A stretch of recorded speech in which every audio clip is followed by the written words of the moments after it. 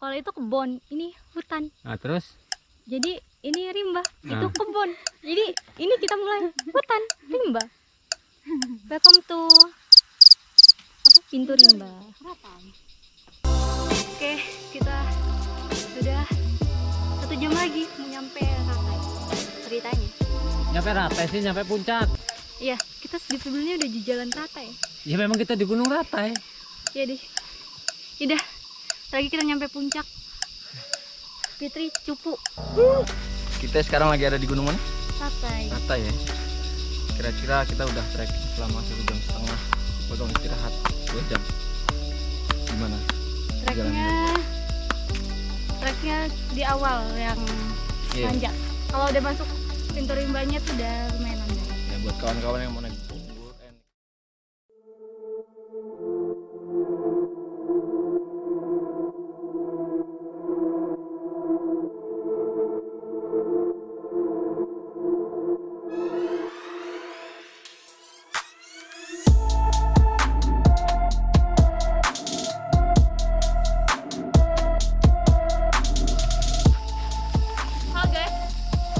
Trekkingnya lumayan jos, dia naik terus, bonusnya cuma sedikit guys, jadi kalian harus cobain ya guys, buruan, ini asri banget, dadah.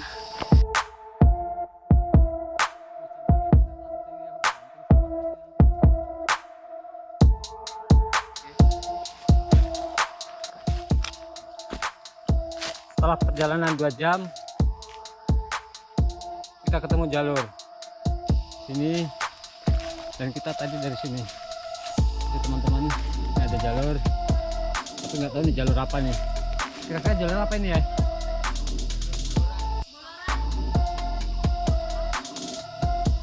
Jalur Boloran tuh jalur apa tuh namanya? Jalur Boloran tuh jalur apa? Oh iya iya ya. Jadi ada 2 jalur. Ya itulah 2 jalur lah. Tapi tetap titik temunya di sini.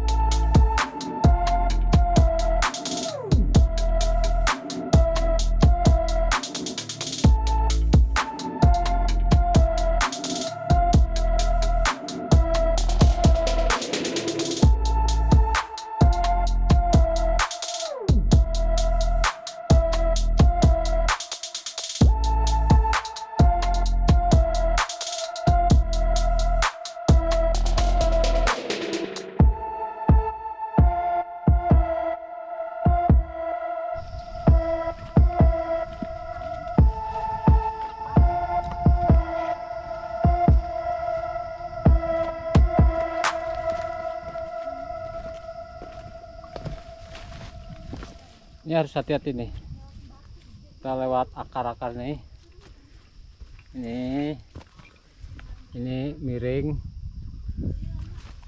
dan itu jurang tuh, mana tuh, nah, jadi harus hati-hati.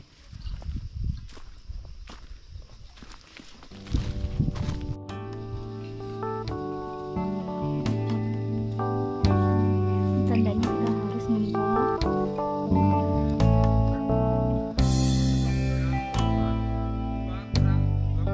Jam 2 kurang 20, tapi saat ini kita nggak tahu berada di titik yang keberapa, kita nggak tahu karena gunung ini nggak ada posnya, nggak ada pos, nggak ada shelter, puncaknya pun nggak tahu ada di mana, ketinggian berapa sekarang, posisi sekarang kita berada pun nggak tahu.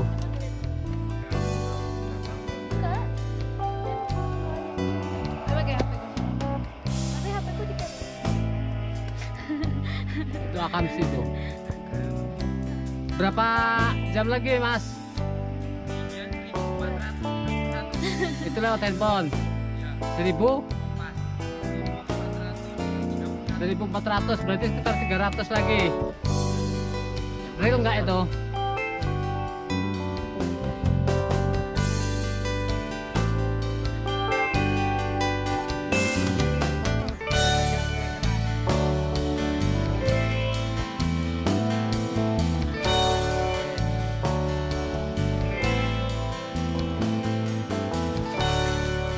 Nah, ini nyari jalur nih.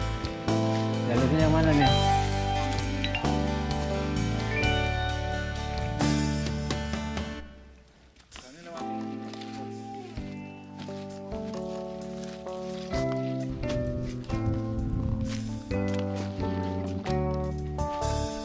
Mana?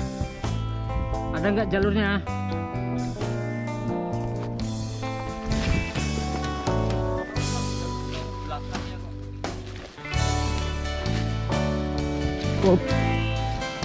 Oh, ini jalurnya ketutup pohon roboh nih. Jadi sedikit lompat ke sana.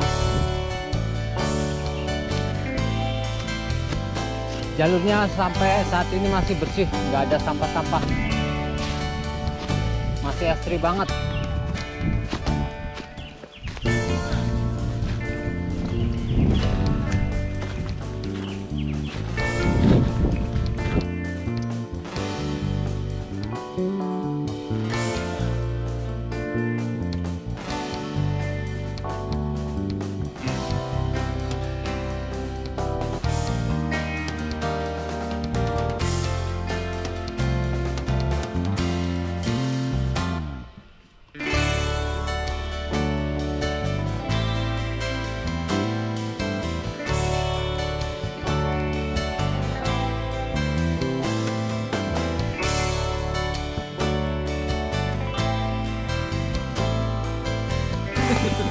Awas sepak bola. Udah sih ah. Oma kebiasaan. Dia mau foto gue kayak jelek yang bagus-bagus udah dikirim. Pasang kok tadi masih banyak kan? Lagi sih. Gue tiap naik masih mau. Jadi itu ceritanya gini, kita sekarang ini terdampar karena nggak tahu posisinya di mana. Kita di pos berapa nggak tahu, di shelter berapa nggak tahu karena nggak ada posnya. Tapi jangan lupa makan. Nggak ada posnya. Ya guys, jangan lupa makan. Dan gunung ini masih bersih, pos nggak ada, shelter nggak ada. Hanya manusia-manusia ini sekarang nih yang ada nih. Sampah-sampah ini yang ada. Ini sampah-sampah nih semua nih. Manusia anjay. Sampah Tapi anjay. kita nggak bikin sampah loh. Kita nggak buang-buang sampah. Ini cukup mantan aja nih buang sampah. Oh iya. Komentar. Lupa jadi guys, berhubung jarang berdua jadi kayak cinta berbalik gitu loh. Cinta CLBK. Udah lama bersama kembali. Kalian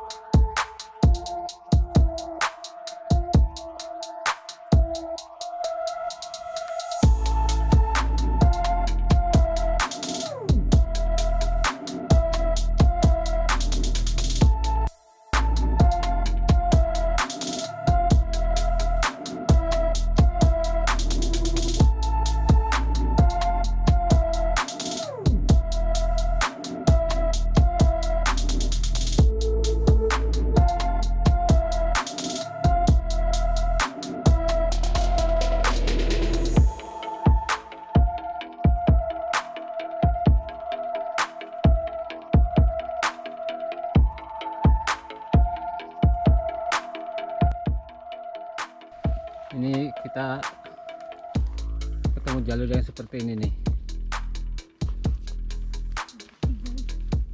Pelan-pelan Ci, jangan nginjek pinggir akar.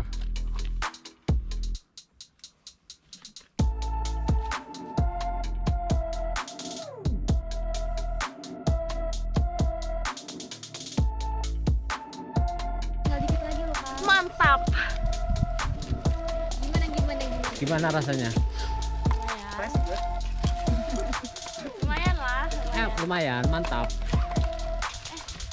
Kita udah jalan berjam-jam, tapi nggak tahu kita ada di mana, posisi di mana, titik apa kita pun nggak tahu. Mas, kenapa kok nggak ada pos, nggak ada shelter, nggak ada ini keterangan, nggak ada penunjuk jalan? Sekarang kita nyampe mana? Nggak tahu. Masih jauh. Wih, kalian pelongor semua. Wah, kita sampai mana? Sampai Puncak Rata, guys.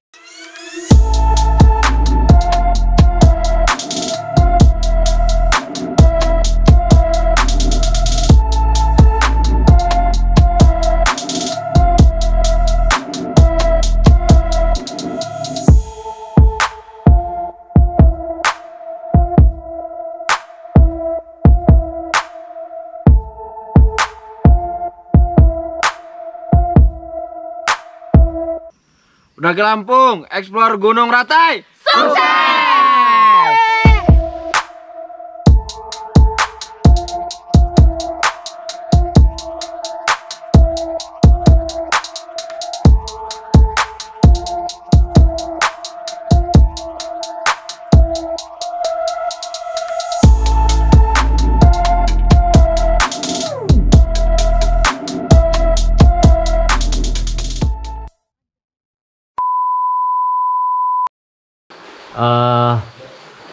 Mbah Basrowi.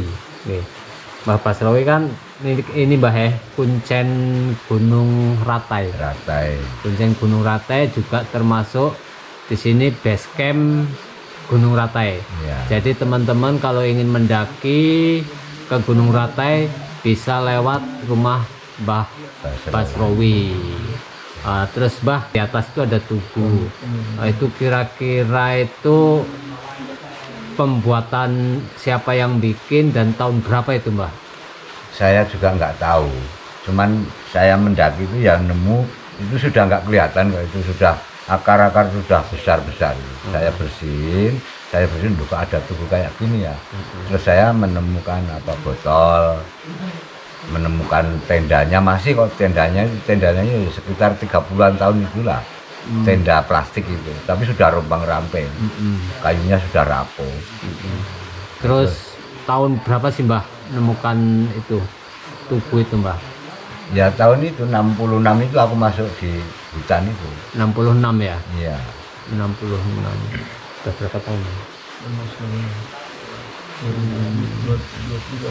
Itu si Mbah umur berapa itu Mbah? Ya aku baru pengantin baru. Wah, pengantin baru berarti sekitar 20 tahunan ya? Iya. 20 tahunan itu Mbah tuh dari tahun 66 udah jadi pendaki atau cuma berpetualang atau gimana Mbah? Cuman aku mendaki, kan kita orang Jawa ya. Orang Jawa itu orang bagaimana ya? Ada pikiran aku bagaimana tuh hidupku nanti. Saya tanya dengan alam dan tanya dengan hati saya sendiri, di mana tempatku nanti supaya aman, tenteram, damai pikiranku. Belakanganku semuanya ya hidupnya selamat dengan tenang. Aku dapatnya di sini. Dulunya aku di Metro sudah tahun 64 lah di Metro. Suruh buka di sana, ini sama aja di Jogja, enggak. Terus dapatlah ketenangan di sini. Ketenangan di sini. Cocok di sini Mbah ya? Cocok di sini. Aku buka di gunung itu kidul itu 1 tahun, hampir 2 tahun di sana. Terus aku pindah ke sini. Nah, tanya-tanya, hatiku sudah pas.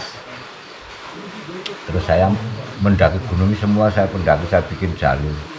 Gunung Pesawaran ini? Iya, saya bikin berarti jalur. gunung tadi puncak Ratai itu bisa tembus ke Dondong, bisa ketembus ke Wilima. Simbah dulu udah nembus ke situ semua? Belum, cuman atas-atasnya aja. Oh, puncak-puncaknya iya. Gitu ya? Ini arealnya mana? Areal orang Wilima. Ini areal mana? Ya orangnya kan ada di samping-samping lereng-lereng gunung. Terus saya balik lagi pulang gunung. Gitu. Terus Simbah udah kayak lintas jalur belum? Maksudnya dari ceritanya kan ada yang pernah bilang itu dari Gunung Rata itu bisa ditembus ke Betung dan ke Sukmoilang. Itu aku nembusnya di sini sampai ke Sri Menanti, Pager Gunung, terus Sukadam. Ya dari sini urutannya Cibaliung, Sri Menanti, Sukadame, terus mana ya itu? Lupa namanya itu. Nah itu terus nyebar itu sudah areal mana Betung. Betung. Iya Betung. Sananya Betung. Berarti Rate dulu, Betung, baru Sukmoilang. Iya. Terus kalau turun ke sana bisa ke Talang Gading. Kata saya, aku tanya sama orang sana itu, ini umbulan mana? Ini areal Talang Gading, Bang. Oh ya. Kalau naik sana areal ke itu Pager Gunung. Pager Gunung. Pager Gunung ya ini yang sebelah sana itu. Dilihat dari tugu tadi sebelah sana itu Pager Gunung. Kalau berita kan Sukmoilang itu mistis, Mbah. Ya. Mistisnya itu yang seperti apa, Mbah? Mistisnya itu aku ya sebetulnya cuma dengar cerita sejak aku di sini. Cerita-ceritanya makanya dinamakan Wirate, sejarahnya dulu kan zaman Belanda itu kalau orang kerja itu orang 20-20 diikat semua dipakai rantai. Makanya dan Wirate itu zaman Belandanya. Itu zaman Belanda. Ya. Itu diikat 20-20. Soalnya kalau nggak diikat kayak gitu, orangnya pergi tidak ada orangnya lagi dan nggak kemana dia nggak tahu. Lokasinya di Sukmoilang. Iya. Oh gitu. Ya, lokasinya ini akhirnya Sukmoilang semua ini, soalnya ini daerah perkebunan sebelah barat. Terus sampai sekarang nih kan katanya kalau di Sukmoilang nggak boleh nyampe puncak. Itu kenapa itu, Mbah?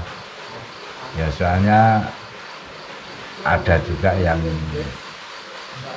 boleh, ada juga yang tidak. Soalnya yang tidak diperbolehkan itu karena anak-anak sekarang kan bagaimana ya? Ada yang perjalanannya agak aneh-aneh gitu. Tidak sebetulnya boleh gunung sini. Berarti tergantung pemikiran kita ya, niat kita. Tapi kalau yang tujuannya hanya pendaki untuk melihat alam, boleh-boleh saja. Oh gitu.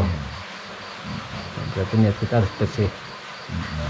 Terus di Gunung Rate itu selain tugu itu ada apa aja ya? Selain tugu, mungkin ada makam atau ya makamnya memang ada, yaitu yang saya lihat di sebelah tugu ini. Saya tanya sampai sekarang pun saya belum tahu namanya. Makamnya itu. Makam tahun berapa? Tahun berapa, namanya siapa itu belum kelihatan. Tapi saya tanya-tanya orang yang apa ya, yang punya ilmu kelebihan gitu ya. Ini makam Mbah ini. Tapi saya mau tanya siapa namanya, mulut saya tertutup, nggak bisa ngomong. Gitu. Terus saya mikir lagi, saya kait-kaitan apa ini sejarah kerajaan dulu ya. Sejarah kerajaan ini Jogja juga ada yang murca orangnya, yang sakti-sakti ya. Terus dari Jawa Barat juga ada. Yang sampai sekarang mana ya Biang Santan itu kan nggak ada, entah kemana. Cuman aku masih di Jawa, belum kesini dulu. Ada orang pulang dari Lampung bilang ini loh gunung ini makam, ada makamnya atas gunung ini, puncaknya ada makamnya orang sakti, cuman bilang kayak gitu. Aku belum ke Lampung. Tapi sekarang malah di sini. Malah sekarang di sini. Berarti apakah orang itu dulu nyuruh Mbah ke sini atau enggak? Atau memang pas kebetulan Mbah juga di sini? Soalnya orang itu suka pencinta alam, suka pendaki gunung. Orang pintar juga itu. Orang pintar juga. Bukaan Mitro itu dia yang nebang. Tahun 57 apa ya? Tapi selama Mbah bolak-balik ke Ratai itu udah puncak tuh berapa puluh kali Mbah? Kalau Walah, sudah nggak hitung Mbah lagi. itu selama itu pernah ketemu yang mistis-mistis nggak Mbah? Kalau niatku kan hanya melihat alam nyata aja. Jadi saya nggak mikir kayak gitu. Tapi kalau ada yang mistis, ini sudah kerasa. Tapi sebetulnya ada. Ada, memang ada. Nah gini, kalau untuk larangan buat mungkin teman-teman mendaki, apa sih yang nggak boleh dilakukan selama mendaki di Ratai? Nah, kalau mendaki Gunung Ratai ini pikirannya tenang dan bicara di hutan jangan terlalu yang apa ya, Kotor. kotor. Jorok lah, ngomong jorok. Apalagi bawa perempuan sama anu kan ada roman-roman, tidak boleh. Tidak boleh. Gunung sini kayak gitu. Mungkin ada pantangan-pantangan lain, Bah? Pantangan lain ya selain itu jangan ini merusak alamnya itu. Jangan sampai pamannya habis makan ya harus kumpulin lagi, benar. dibawa Pulang lah sampahnya ya. Iya, dibawa pulang. Selain itu terus ada lagi yang bilang mistis, ini ada rawa-rawa alam nyata yang saya lihat ya rawa itu ya. Sebetulnya itu saya lihat dengan nyata, oh ini bekas kubangan gajah atau rusa. Kalau ngubang ya seperti rawa, soalnya kalau hujan kan kayak ini ya semua dalam itu. Ya kelilingnya ada burung-burung meriwis itu ada.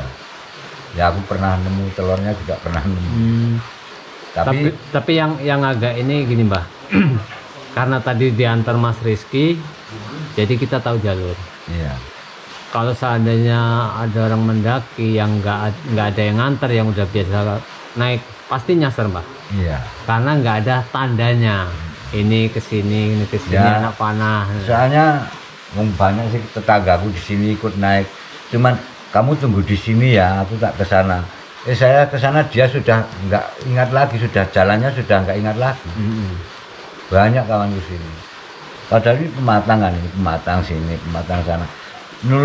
Nurut jalur ini satu pematang selip sedikit saja sudah kemana entah kemana itu. Iya benar. Padahal kalau yang tahu jalurnya ya enak. Nah itu masalahnya kan, seandainya ada teman-teman yang pengen naik, kalau ada yang ngantar, kalau misalnya Mas Riki bisa ngantar itu masih mungkin masih bisa ya. Bisa. Tapi seandainya nggak ada yang ngantar, pasti ya bisa kesasar Mbak. Pasti, aku yakin pasti bisa kesasar. Kalau seperti itu solusinya nantinya gimana Mbak? Solusinya kalau melewati aku, saya bikin kode. Kodenya begini, kalau kesasar sudah panik nggak bisa bergerak, turun aja ke kali. Oh gitu. Menyusuri kali, terus itu turun pasti ketemu orang. Oh. Solusinya. Tapi kalau lebih bagusnya itu kayaknya dibikin jalur lah. Iya. Artinya ada anak panah, ini jalurnya ini anak panah jalurnya sini. Ya sudah saya kasih tanda semua itu, tapi sudah rapuh ya. Oh iya, benar udah rapuh. Yang turun ada. Yang Mungkin naik. suatu saat kapan-kapan bisa dibikin lagi. Mungkin Mas Rizky bisa bantu gerakkan teman-temannya di sini, mungkin kan. Oh ini kawanku yang dari Karang itu, kalau saya perintah, ayo hari ini pasti ke sini rombongan anak A itu lah, anak pendaki gunung di dalam yang paling dulu itu. Mungkin sama yang jelas tuh, kalau buat pasang tenda sepanjang sana nggak ada lokasi. Nggak ada lokasi, tapi kalau mau pasang tenda harusnya turun malah. Turun agak sebelah barat sedikit bisa pasang. Oh geser dari tubuh itu ya. Ya, geser. Geser.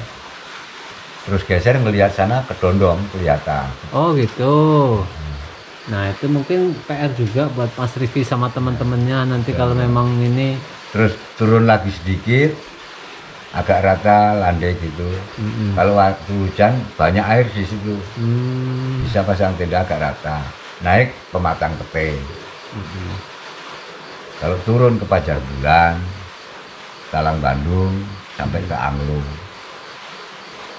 Soalnya kan kalau informasinya itu kan Gunung Pesawaran, Sukmo Ilang, Betung itu kan angker. Banyak